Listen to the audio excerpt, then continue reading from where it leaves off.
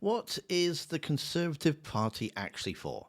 I mean, and I kind of mean that as a genuine question, because this week the Shadow Home Secretary went on breakfast TV and, well, kind of answered it by accident. Chris Philp, that's him, Gulper himself, turned up to demand an emergency action on the prison crisis, the one his party spent 14 years assembling, and offered three big ideas to fix it. One was his own government's policy. One was a law that doesn't exist, and one was a reform flagship lie, recited a couple of days after the MP accidentally admitted it was a lie. And somewhere in the middle of all this, the presenter read him a number so quietly devastating that he just simply changed the subject.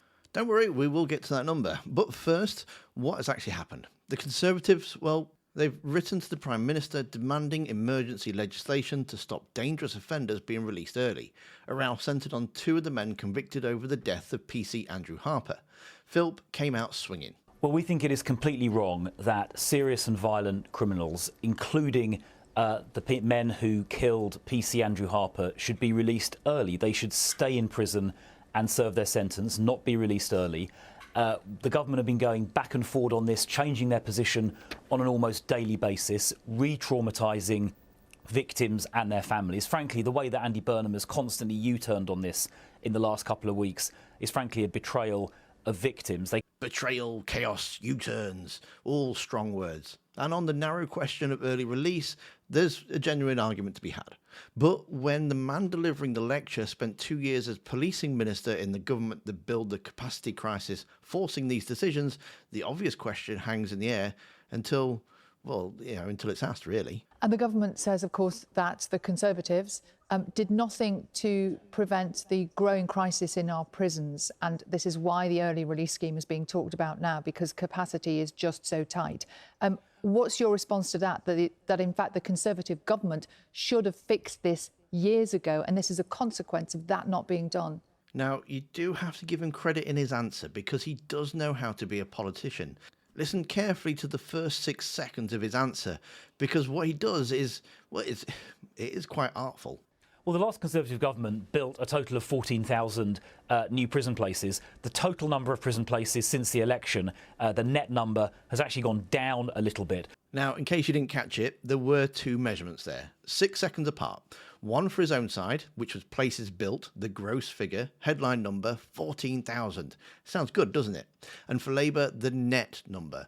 He knows the difference between gross and net, and he delivered it in one breath, applying whichever measure flattered whichever side. Now, in accountancy, that gets you probably struck off, but in politics, it makes you look good on breakfast morning TV. So let's apply his own preferred Labour measuring stick to his own record, using the Ministry of Justice's own figures. Between 2010 and 2024, the Conservative did in fact create around 14,000 prison places. I mean, it's true what he said.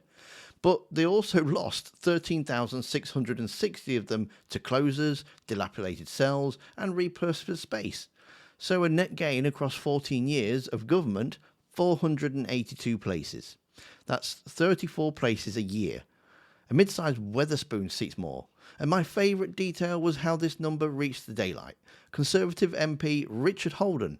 Yeah, it's their own Richard Holden, this guy. How can you justify yourself, chairman of the Conservative Party, being parachuted into a safe seat 300 miles or so from your old constituency, shortlist of one, not the normal 3 or more, just a day or so before nominations close? How do you answer the charge? It just looks like an appalling stitch-up, and you are part of a self-serving elite. This interview is about Emily Thornberry's comments today, and when she admitted that it's going to be our children across the country who pay the price.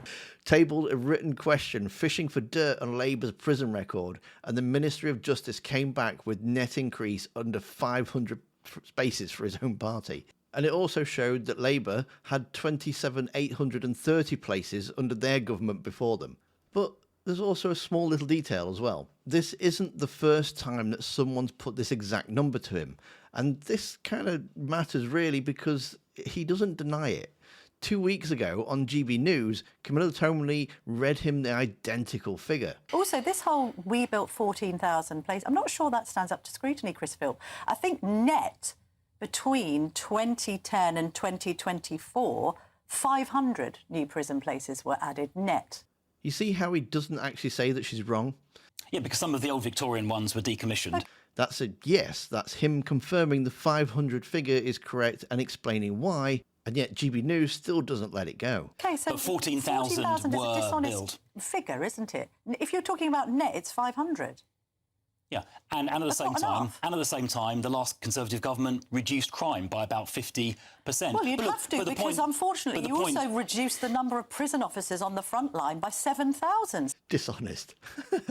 To his face. GB News, of all places, calling the Tories dishonest. And yet my only guess is that he probably thinks not a lot of people watch GB News, because a fortnight later he's back on a different sofa, leading with the 14,000 again. The very number he'd already conceded was misleading. So it was nice to see that the BBC had done their homework and got that correction to hand. And everybody should do this. Every time they bring up the 14,000, it should be pointed out it's just 500 net. You mentioned the 14,000 prison places created under the Conservatives. That was actually at the same time that 13,500 prison places were lost. So the total increase was actually just 500. But he's conceded it once and now he just wants to move on. Right, so his 3 big ideas, which he proudly counts for us himself. I just mentioned 3 ideas in the last minute. Well, you did, Chris. So let's have a look at them. Idea 1, leave the ECHR. But look, there are things that could be done. We could leave the ECHR, the European Convention on Human Rights. So foreign criminals, both those in prison and those actually who serve their sentence and are in the community, which is equally important, can be much more easily deported to serve the rest of their sentence elsewhere. Just recently, in the last couple of months, Sweden has rented, I think, 600 prison places from Estonia. So the UK government could do that. So in other words, they're just going to copy reform. But if you saw the reform video of Sarah Poachin, well, you kind of already know that it's a lie, and they've already confirmed it's a lie. And look, Sweden has done it successfully. Norway has done it. This is not the first time or the first time a country in Europe will have taken this sort of action. It's got nothing to do with the European Convention of Human Rights. And that was Sarah Poachin, the Reform MP, telling her own former party chairman that removals have nothing to do with the ECHR, and cited Sweden as her proof. Chris Philp told Breakfast TV that Britain has to leave the ECHR and cited Sweden as his proof. Same country, same couple of days, opposite conclusions. They both can't be building on an argument on Sweden because Sweden is a member of the European Convention on Human Rights. The country he's citing as evidence for what Britain could do outside the convention is doing it inside the convention. And the Estonia scheme, the same one that Reform Sarah Poachin had read about that morning. I assume they all just subscribed to the same newsletter. Well, that one doesn't deport anybody. Every Swedish prisoner sent to the Tartu returns to Sweden before the sentence ends. So we can pretty much cross off the list copying Reform's homework. Idea 2, and this one's really brief because you can check it in like 30 seconds. We Conservatives in government passed a law that would have allowed that, but Labour has failed to act on it. No, you didn't. The power to rent foreign prison cells sat in the Criminal Justice Bill announced by Alex Chalk at a party conference in October of 2023, introduced that November and then abandoned when the election was called. It never became law. There is no act. Philp told the BBC audience his party passed a law that his party let die on the order paper and then blamed Labour for failing to act on a law that doesn't exist. Idea 3, pop-up prisons. You also have these things called rapid deployment cells, which, as the name implies, are prefabricated cells you can deploy or use inside the secure perimeter, so inside the fence, inside the wall of existing prisons on an emergency basis to create extra capacity. I've seen some of those myself a few years ago. I bet you have, Chris. You've seen them because your government built them. Rapid Deployment Cell Project put up thousands of prefab cells across 18 prisons, unveiled at HMP Norwich in March of 2023 under Rishi Sunak. Ministerial photo op included. He was recommending it to Labour as a fresh emergency measure, a programme his own administration already ran. The sticking plaster they applied while the actual estate gained those 482 places. And he's been repeating this exact script since August of 2024. So I think the solution to this is more prison places. And in the very short term, these rapid deployment cells, RDCs, are what I would like to see being used. Near enough word for word. prefabricated cells inside the secure perimeter. Except back then, his boast was 13,000 places built. It's grown by 1,000 since then. And at current rates, the imaginary prisons are outbuilding the real ones. So let's go back to that question I asked at the very start of this video. What is the point of the Conservative Party? On this week's evidence, well, to demand emergency repairs to a house they spent 14 years hollowing out, holding a toolbox containing their own used plaster, a law that died in their care, and a lie borrowed from a party currently eating them. A lie that their own party's MP couldn't even hold together for 30 seconds on a friendly TV interview. Even Kemi Badenoch's version of the defence, we created 14,000 new prison places, it was nowhere near enough. At least it admits failure in the second half, right before you notice the first half is the same laundered number. I go through this stuff line by line every week, so subscribe if you haven't done already. And if you want to support the channel as well, memberships are open. Big thank you to all those who have already signed up.